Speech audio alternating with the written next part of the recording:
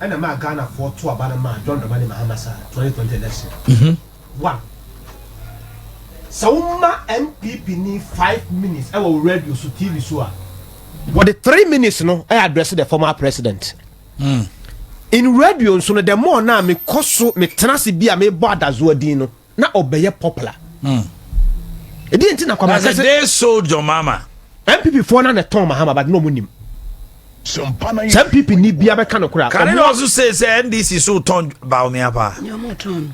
Hwe, what the mami former president there. Some program so bia across Ghana, TV so radio so information center kura no. The incompetent John Mahama. The incompetent John Mahama. Into Obeka sa time no 5 minutes now what the amano no. Isa se bia ko beka asem no bia omba betimi aye no. No what they can Mahama asem into more na wo boni pa din no na oye popular. The Ghana for ebe twe omaso akọ. Nipa na wo ka ne ho asem ne se. E dey nti na omanhene de bia wo ka nipa asem asi ho asem. E na e bia na bibi wo ho na ye mpa so nkotie. The Ghana for beto sa aba no.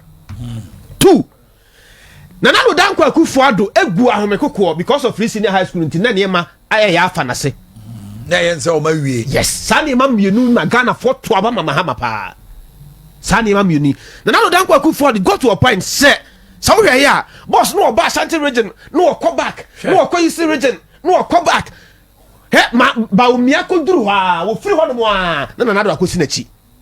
If you say NPC be breso anye campaign, you see the point. Because no imagine say free senior high. Yes. Say anye hwe kra free senior high nti ombeto amaye. Sani ma no mienu ma Ghana for to abano de Mahama pa. But baby ya be do sesia no Ghana for ya be do sesia no.